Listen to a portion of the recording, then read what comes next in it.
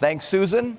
Hello, everybody. Great to be part of this extravaganza of technology and this conversation about the future of manufacturing. I know you're going to spend most of your time talking about where 3D printing, 3D scanning, and additive manufacturing are going. I'm going to try to put those conversations in context and talk about where strategy and innovation and leadership are going. What it means to be a leader, wherever you are at your company, what it means to be a leader in an age of this much disruption and uncertainty. How to build on all your past success, even as you build out a whole new point of view about what comes next. Before I dive in, though, I just want to talk real quickly a bit more about who I am and why I'm here. Susan mentioned I'm the co-founder of Fast Company magazine. For almost 25 years now, we have been wrestling with so many of the themes that are right at the center of this conference: disruption, innovation, the new logic of competition, the new rules of work. Technologies move, business models evolve, but these fundamental themes have never been as urgent as they are today. I also write books, and what I try to do in these books is persuade people that the spirit of transformation and reinvention that we so naturally associate with places like Silicon Valley or Seattle can emerge anywhere, in companies that have been around for 100 years, in industries that we think of as conservative or traditional or mainstream, if those organizations and their leaders can rethink and reimagine what's possible in their field. You know, I remember so vividly the final research visit I did for my most recent book, Simply Brilliant. I spent a bunch of time at Lincoln Electric, the huge, creative, really impressive manufacturer of cutting tools and arc welding systems based outside of Cleveland. I sat with the CEO and the CFO, and then I went for the big factory tour. And as I walked into the factory, I saw this tremendous sign. It's so big I couldn't capture it in a photo. But I saw this tremendous sign over the factory gates that had been put there in the 1920s by James Lincoln, the founder of the company. And the sign read, "The actual is limited. The possible is immense." And that's really, in a way, the spirit of my talk today. I want to help all of you think more boldly about what's possible at your companies and in your factories. And so to do that, I'm going to build my talk around what I believe are the three defining challenges facing every person in this room, no matter your job, no matter your level of seniority, no matter what your role in the organization. The first challenge is about technology and strategy.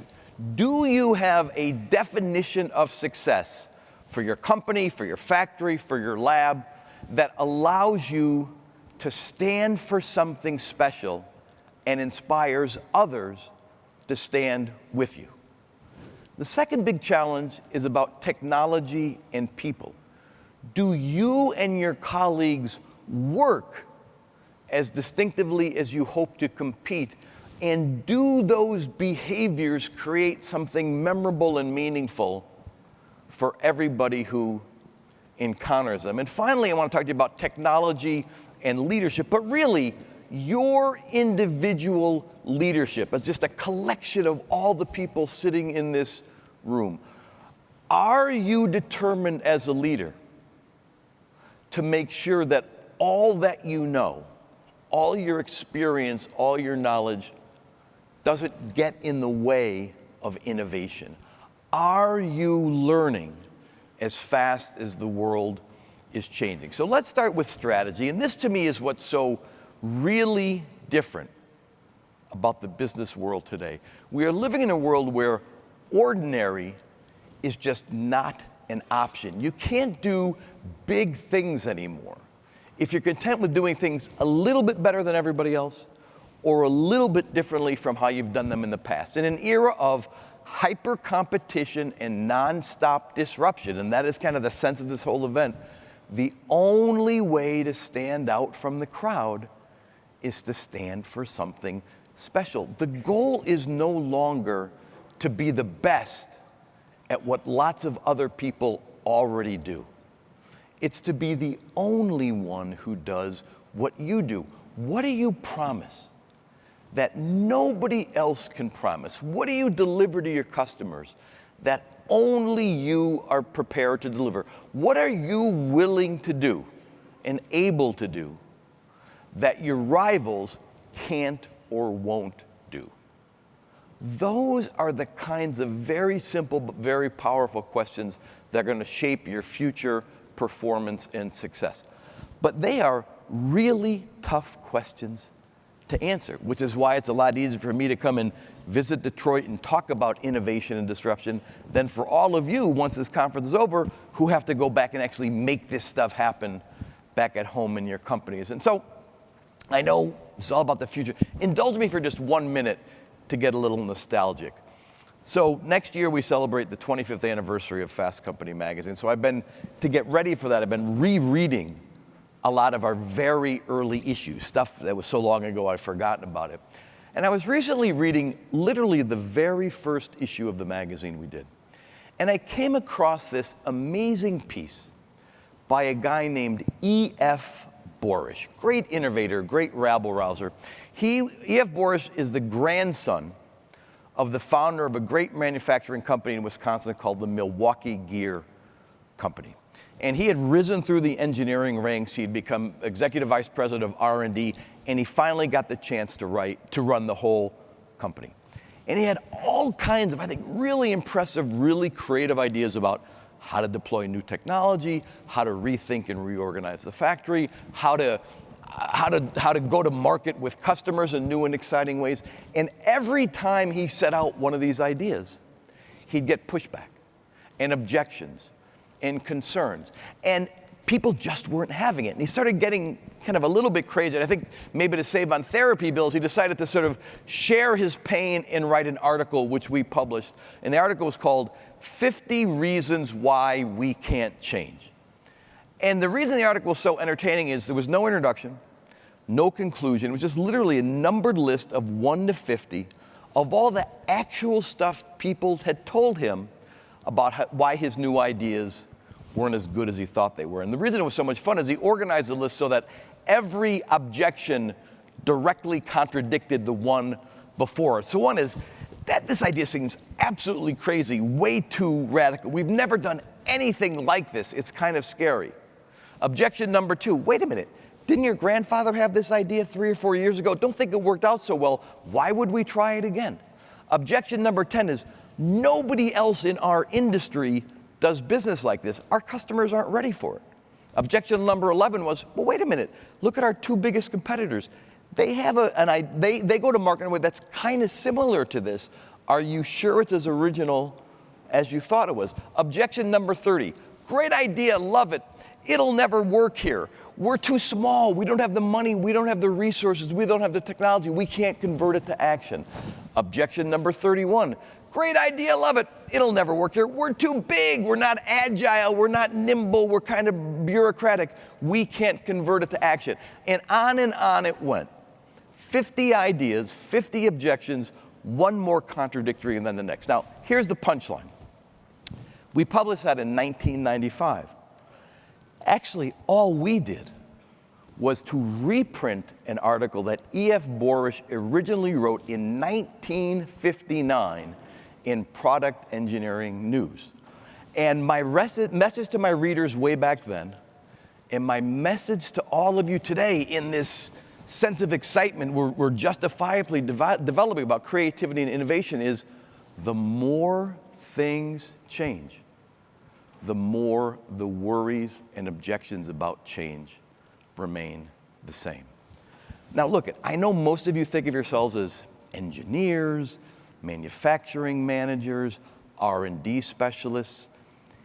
If you want to get the most out of what all these tools of additive manufacturing have to offer, in some very basic way, you really have to begin to think of yourselves, unofficially at least, as change agents. That's really the work you have to do. The work of leadership today is the work of leading change. And that is the hardest job in the world. And what I've really come to appreciate, going way back to E.F. Borish and everything I've wrestled with in the last 25 years, is that change actually begins when people and organizations finally conclude deep down that the risk of trying something new, we're going to use this piece of technology and man, that feels risky. But the risk of trying something new in this day and age is actually much lower than the cost of desperately clinging to what's worked in the past. Now, that is a big shift in mindset in most organizations, and especially in most long-established organizations. But it's the mindset that matters if you want to be about the business of inventing a better future. So let me show you what this mindset looks like in the real world. One of my favorite case studies from my book, Simply Brilliant, mainly because the commitment to innovation and creativity and transformation was so intense, and the company was really so kind of cautious and conservative before it began this. It's the story of a guy named Gary Ridge, who took over as the CEO of WD-40 maybe 15 years ago now, and I don't have to tell this crowd about WD-40. No matter how digital everything gets, there are cans of WD-40 in every factory, lab, home, and it's like an iconic product associated with production. So Gary took over about 15 years ago, and he inherited what was sort of the challenge of success. WD-40 in the United States was a ubiquitous brand. Had 90% market share in the factories and construction sites of America, was in 4 out of 5 kitchens and garages of every home in America. It had won, and it was stuck. The stock price was absolutely flat as a pancake because all it did was make the product, make money, and then pay the dividends to pay the money out to shareholders as a dividend. It's a great deal if you're kind of a widow or an orphan and you want those kind of conservative stocks. But if you want to grow a growth company, they had to have new ideas. They had to have a sense of innovation, creativity, disruption that had been absent from the company for a long, long time. And so Gary Ridge he didn't go buy a bunch of companies. He didn't even really originally invest in lots of new technology. He went to his colleagues with a very clear message, which was, if we want to transform this company, we have to transform ourselves as leaders first. We have to become a company of learners. And he's Australian, he's a very kind of over-the-top personality. He said we had to become an organization of what he called learning maniacs. And he had everybody in the organization kind of recite this maniac pledge where people pledged to visit new markets, encounter new technologies, experiment with new strategies, keep each other informed and engaged in what they were learning. There was this transformation, not about just we're going to buy this one piece of technology and everything is going to change, but we're going to change the culture of leadership in our company to embrace being a company of learners. In fact, for several years, every time he left a meeting, anytime he sent an email, the last thing he said when he walked out the door, or his electronic signature when he signed off on an email, was a simple question: when's the last time you did something for the first time? And that was kind of both an invitation and a challenge to his colleagues to say that if we believe in this spirit of innovation and creativity and growth, if we want to transform the company, what we have to do as people, as leaders, as executives, is to become more open-minded than we've ever been about what we're trying to do and how we make sense of the world. He also did one other thing, which I thought was very impressive. He recognized, and I think many of you can relate to this, he recognized that it's very easy to get caught up with the sense of possibility, the spirit of transformation, but it's very hard to make any of that happen because the present day burdens of your job are so overwhelming. He said something to me that I never forgot, which is he finally realized it's very hard to have someone responsible for tomorrow who is also responsible for today, because all the demands of the present, all the things that seem so urgent, I got 100 emails to return, I got 10 performance reviews to do, I've got team meetings to have, all the things that seem so urgent always crowd out that which is truly important. So what he did is he created an organization he called Team Tomorrow. And it wasn't a new R&D group, it wasn't an innovation lab. It was a rotating cast of characters, 8 to 10 at any one time, who came from all different parts of the business, some engineers, some marketers, some project manager types, and they were tasked with looking at the market in completely new ways, looking at chemistry in new ways, to go from this one general purpose product to all kinds of specialized products, looking at new ways to spin out companies that might focus on a certain part of the construction business or a certain part of the manufacturing business. Just a kind of flying wedge of change and transformation. People who for a year, 18 months, were taken out of the present and were invited to live in the future for that period of time. Then they'd go back to their regular job and some newcomers to Team Tomorrow would arrive. And I gotta tell you, the result of this, he ran this for about 8 years, was that it's a completely different company today. They do business in 176 countries now. They do more business just in Europe today than they did all around the world when Gary Ridge took over. They've got new specialized lines of product. They've got new standalone companies that target specific markets. The stock is up like 400%. It's setting record after record after record. Now, I'm not suggesting everybody go out and form Team Tomorrow's tomorrow, but what I'm telling you is that is the right spirit of transformation and innovation. Gary Ridge really, in some very basic way, understood that the actual is limited and the possible is immense, and he put his colleagues in a position to wrestle with what was possible at his company. And that, to me, is really where strategy begins. The only sustainable form of business leadership is thought leadership. And so when you're at an event like this, and you're gonna just revel in all the presentations and breakout sessions and everybody on the exhibition floor, and that's all super important. At some point, though, give yourself permission to set aside the market categories or customer categories around which you're building the business, set aside the technology platforms that are developing the business, and ask yourselves, what are the small number of ideas that really define how we do business and that distinguish us from how everybody else in our industry does business? That's how you get the most out of all the tools and techniques and technologies that additive manufacturing make possible, to put them in the service of a genuinely original point of view about where your company could be going. Let me put it a little bit differently. You know, with all the kind of problems and pressures in the world, so many of us wrestle with that age-old cliche. What keeps you up at night? What are you worrying about? What are you losing sleep over? And Lord knows in this day and age, there's lots to lose sleep over.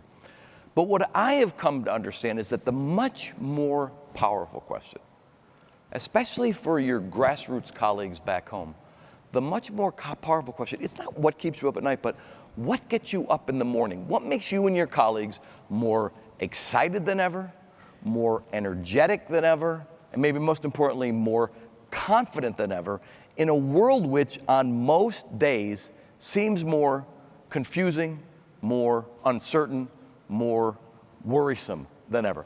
And that, I will argue, is the connection between technology and people. Yes, the most successful companies genuinely do think differently from everybody else, but the most successful companies, and I know this is going to sound a little touchy-feely, but I go into some of the most tech-driven companies in the world, and I really appreciate that the most successful companies genuinely do care more than everybody else about customers, about colleagues, about how the whole organization conducts itself in a world with so many opportunities still to cut corners and compromise on values. You can't build something special, compelling, distinctive in the marketplace unless you also build something special, distinctive, compelling in the workplace. A big part of taking maximum advantage of all the tools, all the technology, all the digital manufacturing systems you're going to see in the next several days is to build a grassroots culture of innovation in which people are encouraged to work as distinctively as you hope to compete in a world which is in every way imaginable, and all of you are part of it, being totally reshaped by technology. What people are hungrier for than ever is a deeper and more authentic sense of humanity. So as excited as you can be about all these tools and technologies, you can never lose sight of the fact that to get the most out of a software platform or a digital manufacturing platform, you first have to build the human platform that brings those technologies to life. Now, Susan was reveling in the excitement of being in Detroit. To me, the perfect company to make this point, and I write about them in Simply Brilliant as well, is Quicken Loans. So Quicken Loans in its own way is a factory. It's a mortgage factory. It's the totally disruptive competitor, took this laborious, bureaucratic, many days, paper-filled process of getting a home mortgage and simplified it, digitized it, now appified it. So you know, 20 years ago, it would have taken you 4 days, many visits with your banker to get a mortgage. Now you go looking for a house, you've got that Rocket app in your pocket on your iPhone, you can literally get pre-approved for a mortgage in 10 minutes. So they've compressed the process, they've digitized the process, they've streamlined the process. It is one of the great technology innovators in the world of financial services, of course, based here in Detroit. Dan Gilbert, the CEO and founder, is a big part of the rebirth of Detroit. So I set out to Detroit to do my research on Quicken Loans, expecting to hear a great story about technology. Nobody wanted to talk about technology. All anybody wanted to talk about was people, culture, behavior, leadership requirements. And I very quickly learned that one of the kind of defining artifacts of life at Quicken Loans are what they call their 19 isms. These are kind of slogans, sayings, rallying cries, aphorisms, if you will, that are meant to describe in great detail what life at Quicken Loans is supposed to feel like. The kind of promises people are making to one another about how we're going to work together, how we're going to collaborate together, how we're going to innovate together, how we're going to solve problems together. And they've codified this in this really robust language. And so you walk into the software engineering department, or you walk into the mortgage banking department, and these isms are everywhere. They're on signs, they're on posters, they're on screensavers. People have bracelets with the isms on their bracelets. It's just a ubiquitous part of being inside Quicken Loans. And Lord knows I'm not going to read you all 19 isms, but I will just read you a couple, because it speaks to the kind of, again, human fabric you need to stitch together in order to make the strategy and the technology come to life. So one is always raising our levels of awareness. Be alert, be awake, keep your head up. Our future starts with thousands of eyeballs paying attention. That to me is the essence of a culture of innovation, thousands of eyeballs paying attention. Yes before no. We live in the land of growth, possibilities, ideas, innovation, positive impact and results. The only path to that place is through openness to the unknown. That's a spirit that E.F. Borish would have loved to capture in his company. Yes before no. That's how you overcome the obstacles to innovation. Third one, we'll figure it out. Building something new or creating something special is messy, Greatness doesn't always come in nice, tidy packages. We don't need to have all the answers before we take on a project or launch an innovative idea. And if there's anything that we've learned about digital technology, it's how full of surprises it is. And you assemble a project to do one thing, you quickly understand the possibilities of the technology, you wind up doing something so great. They've got lots of language, real interesting commitment to all this. They understand the connection between technology and people. That's nice. Here's where the rubber really hits the road. It hits the road in Detroit. They're growing like gangbusters. They're hiring roughly 800 people every 6 weeks. So every 6 weeks, they take over the Marriott Renaissance Center in downtown Detroit. And they have what's called Isms in Action Day. And it's like an 8-hour culture boot camp for all the newcomers to the organization to really understand this is what you've signed up to be part of. If you experience this very intense 8-hour thing and kind of freaked out and said, oh my God, this is like way over the top for me, you don't have to stay. We'll happily let you be on your way. But you have to understand this is who we are. This is what you've signed up to do. This is how we play together. This is how we bring all this technology to life. Now, to me, what was amazing, they invited me to go be an observer. What was amazing about this 8-hour Isms in Action Day, we're going to have, I think Susan said 137%. There were 2 presenters for the entire 8 hours. Dan Gilbert, the founder of the company, and Bill Emerson, the president of the company. For 8 hours, these 2 guys held this audience spellbound. They gave kind of fire and brimstone preacher talks. They did like vaudeville skits. One played the role of the customer, one played the role of a customer service agent. They went to the crowd and kind of were like Oprah asking questions. It was just this tour de force, really theatrical performance, unlike I've ever seen 2 banking executives give. And I was exhausted just watching it. I can't imagine how they felt doing it, and doing it every 6 weeks. It's sacrosanct on their schedule. And so when this was over, I went up to Dan Gilbert and said, why on earth are you bothering with all this? And here's what he told me. I think it's a very important message for anybody who wants to be in the world of technology innovation. He said, this is not about what we do. It's about who we are. And when you know who you are, then all of the decisions you have to make become a lot easier. And when decisions are easier to make, things get better faster. Nothing clarifies like clarity. And by the way, that notion, nothing clarifies like clarity, is ism number 19 at Quicken Loans. And so I got to tell you, we use this language of disruption. We use this language of innovation. It's all exciting. What people are really hungry for is, in fact, clarity. What really matters around here? What do we think this technology can do for us that would allow us in fundamental ways to outperform our competition? If we believe in the power of digital manufacturing and additive manufacturing and 3D printing, what does that mean for me about I think about how I spend my time, what new skills I need to learn, how we behave to one another? The most important thing you as leader, whether you're running a team on the shop floor, whether you're running the engineering department, whether you're running the whole company, the most important thing you can do in this world of rapid changing technology is to give your people a sense of identity and clarity that helps them understand what really matters. And so for all of you, just like at Quicken Loans, the first question's got to be, okay, what separates us from the competition in the marketplace? But then the next question has to be, what holds us together as colleagues in the workplace? What does it mean to be a great technologist at this company?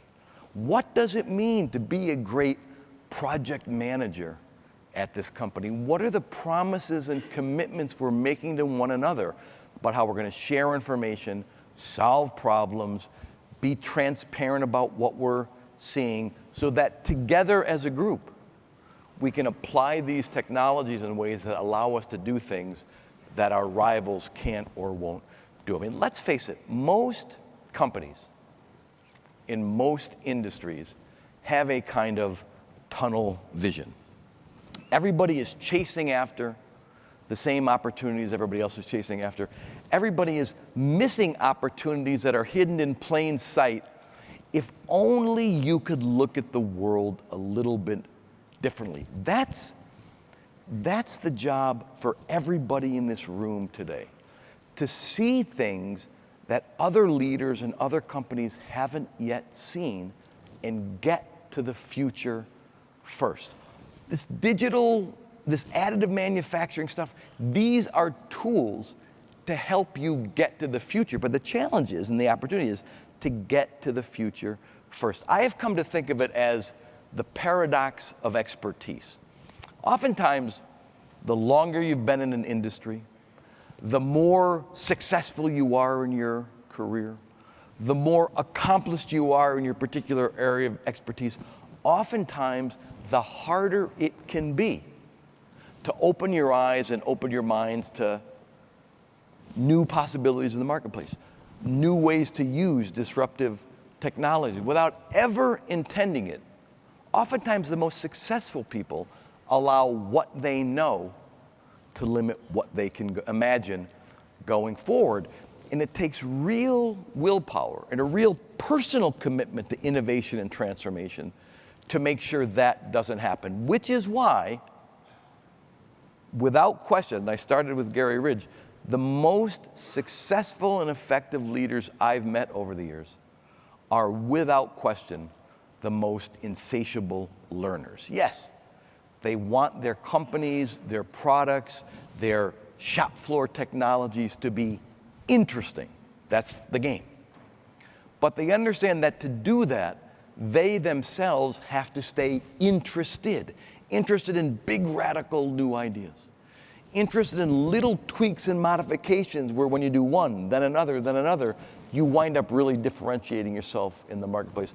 Interested in the enduring mission of the enterprise and all new ways to bring that mission to life. Really, if there's any message I can leave you with today of a personal sign, it's that when you hear Christoph and you're going to go out and look at the exhibition floor and you're going to see all of what's possible out there in terms of these technologies, tools, you've really got to look at yourselves in the mirror and ask yourselves, am I learning as fast as the world is changing? That is really the defining question of being an effective leader today. Now, who's against learning? Not many of us. Who's against growing and changing? Not many of us. And yet when I go out into most organizations, who's against being excited about the future? The whole event is the spirit of it. Who's against it? Not many of us. And yet when I go and visit most established incumbent companies, I don't get a sense of that. I meet people still who are kind of defensive, kind of scared, who kind of wish maybe this additive manufacturing wave might slow down for a year or two so we could catch our breath. They are worried more about being disrupted by somebody else than being the people who can lead their company into a new and exciting future. And I keep asking myself, why is that? I think part of it, and it speaks to the Team Tomorrow stuff, is that all of us are stressed about time. We understand that we just don't have the time to give the future its due. We're so just sort of exhausted by all of our responsibilities of the present, we are left uneasy and uncomfortable about knowing we're not investing enough of our mental energy and our time in the future. And Gary Ridge had Team Tomorrow to deal with that. Here's how the folks at Quicken Loans do it. Very simple calendaring exercise. And I was surprised to learn about it when I was over there. From 1 p.m. to 5 p.m. every Tuesday at Quicken Loans is sacred time. It's called bullet time after the Matrix movie, when there's a scene where the Keanu Reeves is there and the bullet's coming at him and he's kind of, everything is slow motion, he's bobbing and weaving, and they're all computer nerds, they're bobbing and weaving and so on.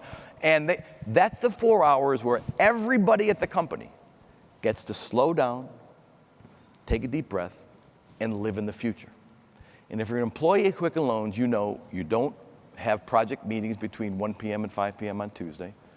You don't do customer calls between 1 p.m. and 5 p.m. on Tuesday. You don't do performance reviews.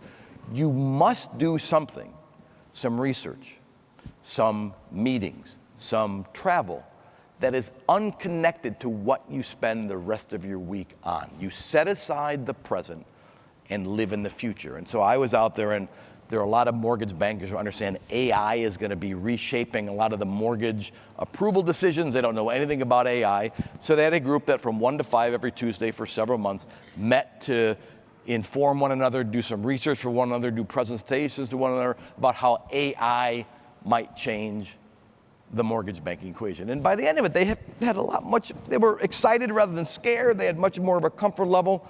There are people who are spending that 1 to 5 time developing apps for the business, for the company that they don't have formal permission to do, but they really have a bug about it. It's their passion project, and you can spend your time 1 to 5 on Tuesdays doing that. And so to me, it's just a simple little idea. It's maybe not for everybody, but to literally have a whole organization that says we got to do lots more than 4 hours a week, but if we can't free ourselves 4 hours a week, 1 to 5 every Tuesday, to say this is time reserved for the future, how are we ever going to invent the future? But I think there's a bigger issue at play as well.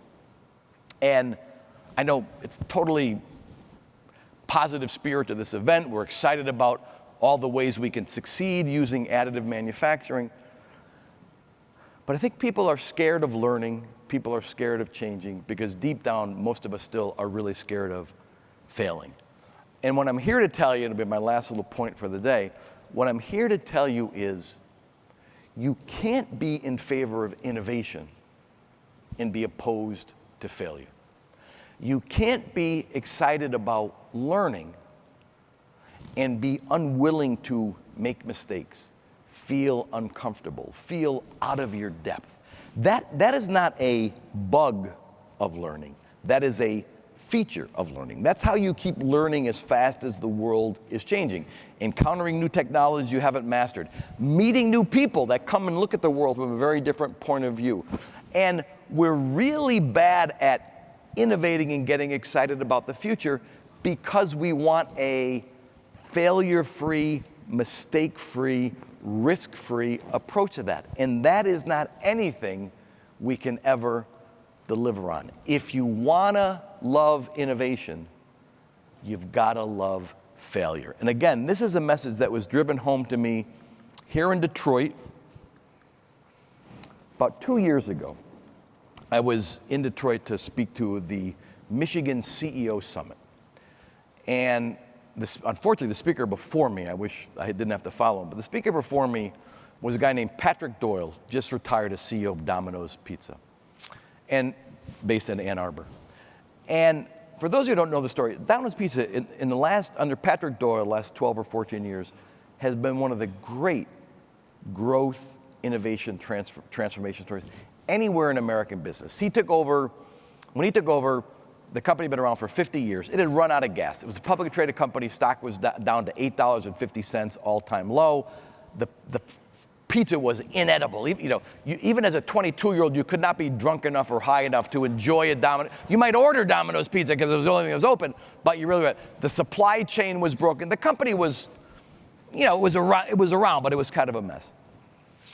Fast forward to today, $6 billion of revenue, growing like gangbusters. Company is incredibly profitable.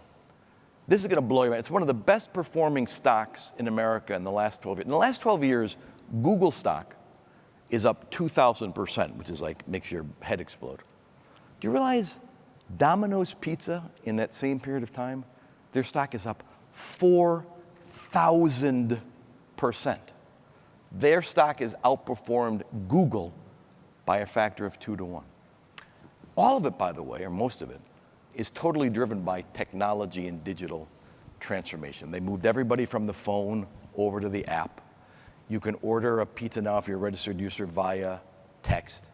If you're a registered user, you can literally tweet an emoji of a pepperoni pizza, and 25 minutes later, a pepperoni pizza will appear at your doorstep. They use all that, what's it called, geocaching and all that kind of stuff with the GPS, so you could be in a Little League game or a baseball field. You can order your stuff there. They know where you are. There are like 500,000 spots, and they can deliver it to you on site. If you're getting it at home, they work with Ford Motor Company here. They've got self-driving cars. with a robot arm. And so you order your pizza. This is a prototype now, but it's in 4 or 5 cities. You order your pizza, they text you a 4-digit code.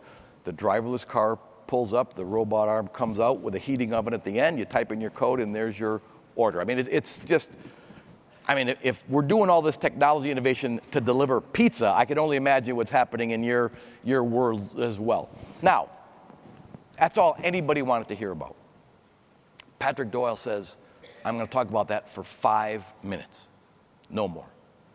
Then everything else he talked about was all the failures they had to overcome to get to those innovations, all the apps they tried to develop that didn't work, all the supply chain things they did that were way too expensive, it took way too long, all of the tools and techniques they thought were going to change the business that didn't. But it was only by working through, learning from, being willing to put up with those failures that they got to the legendary level of success that they achieved. In fact, the title of his talk for his fellow CEOs was Failure is an Option. You can't get to big success without lots of little failures along the way. And when he said that as a leader, he had to deal with 2 things he saw at Domino's when he took over.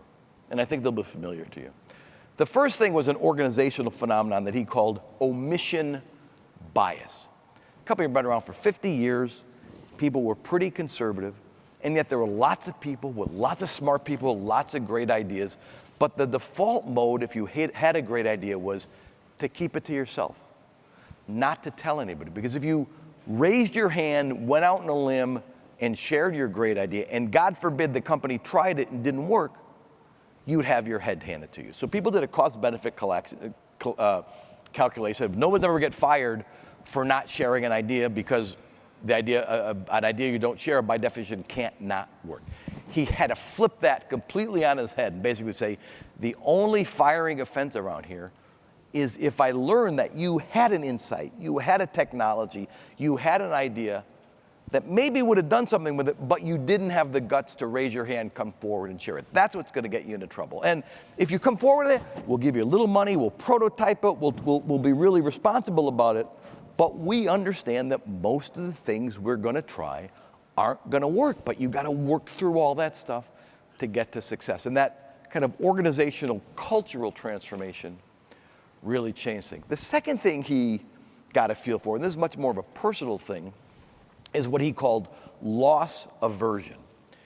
And what he realized is that, and he did a lot of reading in social sciences, when he realized that most of us, just as the human animal is wired, if you look at professional athletes, or you look at professional investors, even if you look at professional gamblers, the human animal is wired such that we feel the pain and agony of defeat, of setbacks, twice as intensely as we feel the thrill and elation of having a success and of winning. And so therefore, most of us in most of our lives play not to lose as opposed to playing to win, because as good as it may feel to play to win, it feels a lot worse when you lose. And he looked at that, and he looked at his colleagues and said, you know, we've been around for 50 years.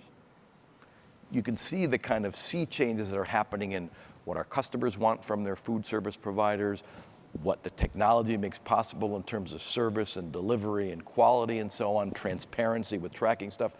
If we wake up every morning just as people and say, okay, I'm going to go to work today and play not to lose, that is almost by definition a formula for losing. And so he had to just get people as individuals hardwired, be on the balls of your feet, lean forward, take chances, play to win.